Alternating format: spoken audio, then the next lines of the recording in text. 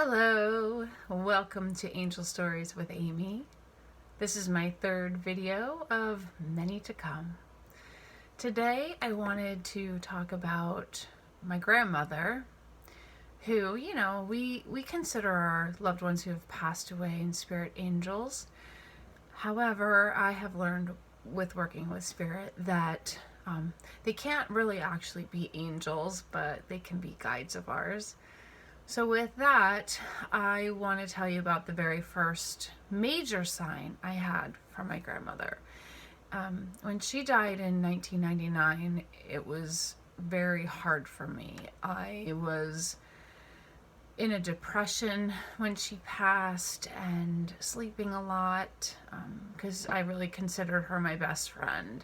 She was there for so many things for me, and I could go to her for anything. And because I went to tech school, I would go to her house for lunch sometimes because we were allowed to leave. And I would stop at her house after tech because she lived right there in Bethlehem. And it was just so awesome to be able to spend time with her. Once I was able to drive, I could go over whenever I wanted. So I spent a lot of time with her. But it was very tough when she passed away. And I wasn't really working with angels then, well, that I knew of. They are always working with us, whether we know it or not. So I wasn't asking for a sign. I wasn't asking for help. I was just crying and sleeping and crying and sleeping. And I had to move back home with my parents eventually because I had gone through a divorce and wasn't able to financially support myself. And so my parents, I'm very grateful that they were taking me and my son in. And I remember my son was with his dad at the time, and I was downstairs in the basement and I was on my computer. My parents' basement was kind of finished at that time, and there were these 4 square ceiling lights that were in the ceiling, so they didn't hang down. So each light had 2 light bulbs. And the reason why I'm telling you this is because I'm on my computer. I had one of my cats laying at my feet, sound asleep, and I heard a humming noise, kind of like when your heat or air conditioning would kick on, your central air. And I heard that kind of noise and then this humming. And I didn't know where it was coming from because I didn't feel any air coming out of the vents. I was like, I don't understand why it would be coming on anyway. So with that, my computer starts to have lines going across it. And I'm thinking, what is going on? I was very taken back, and it kind of almost felt surreal, like I was in a dream. But I was wide awake. I looked down at my cat. She's still sleeping, and I'm thinking, okay, no, this is real. And then with that, the light above my head, each light bulb was alternating, going like this. And then it was getting faster and faster and faster, and the humming noise was really loud, and the computer was just going wonky. And I took a deep breath and I was like, oh my gosh, somebody is here. And I remember thinking in my head, we called my grandmother Mimi. I'm like, Mimi, if this is you, I am not ready to see you. So just let me know by making this all stop that this is you. And with that, it all stopped. The humming noise stopped. My computer went back onto its original page, and the light stopped flickering. And I was stunned and shocked and could not believe that this happened. So that was huge for me. And of course, I tried to get a hold of all my friends, and the only person I could get a hold of was my mom, who was at work at the time, and I'm pretty sure she was really happy that I finally got a sign from my grandmother, because it definitely started the healing process for me. Knowing that she's trying to get through to me very big. It was scary at first, though, especially since I wasn't sure who it was, but the second story I have with my grandmother, one thing that she was really good at was hugging. She was a huge, affectionate hugger. So when we'd come in the door, she'd hug, give you a kiss. When you leave, she'd hug, give you a kiss, say I love you. And I think I'm kind of like that from her. My parents are that way too. But one thing I missed when she was gone was her hugs. That was one thing that I missed so much that I would cry myself to sleep. You know, I missed her hugs. It was so hard for me to not have them. So I went to sleep one night and I had this dream that I was in my grandparents' house, and I remember just looking in the living room and she was sitting there on the couch. The only thought that was going through my mind was, she's passed away. Why is she sitting there? And again, I got scared. I wasn't used to dream visits. I didn't really have many with a person. I have with my pets. But I didn't realize I was in a dream either at this time.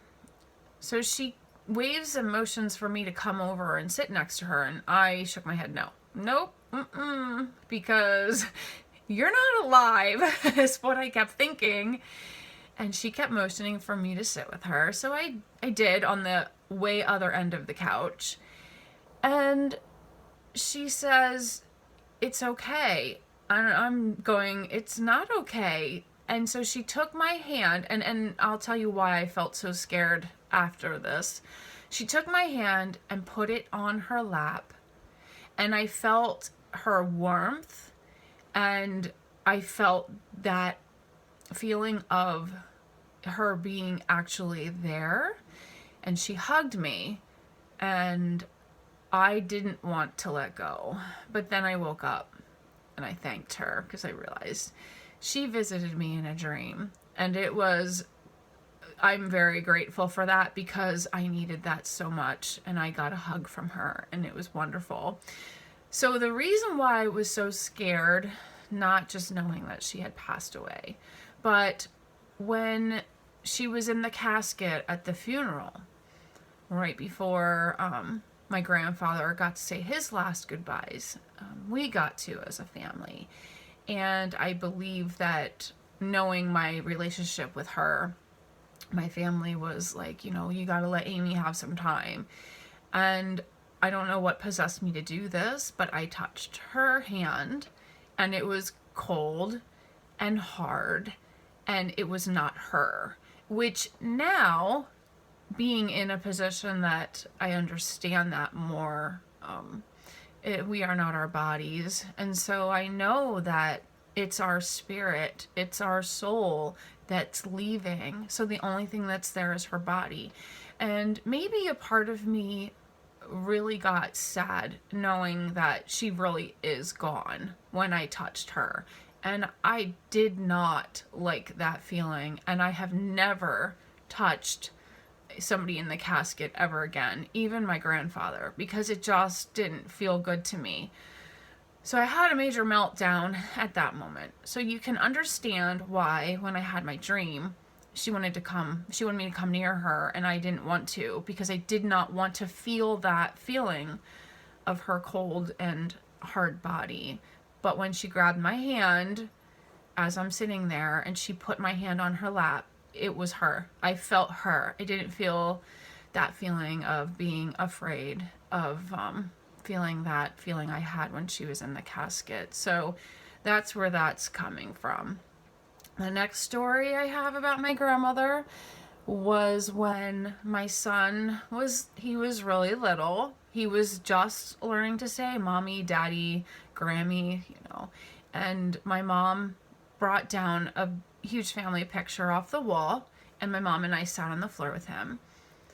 And he loved to just look at pictures of family, and she pointed to me and he'd say mommy, and she pointed to herself, he said Grammy, and she went through the family of everybody that is still here, and he knew everybody really well. and she pointed to my grandmother and was just about to say who she was, and he blurts out, Mimi. And my mom and I look at each other, and I said, I never told him that. She's like, I didn't either. So she pointed again, and she's like, who's this? Mimi. That Mimi. And he just kept saying that. And I said to my mom, oh my gosh, I have heard stories of children being here after someone has passed away and they knew who they were. And to me, that means either they're a guide for them that's guiding them and they can still see and connect with them, or, and maybe even, and they saw them before they came here. And little ones are very open to that, and they remember what it's like to be in heaven. And they, if they can talk early on, they might be able to tell you who they see. So get your pictures out and point to people without saying who they are or their name, and see what your grandchild or your child says, because we were floored by that, but it was just really awesome. So there's my angel stories for today. Please write in angelblessings999@gmail.com or message me to share yours. Thank you and have a great day.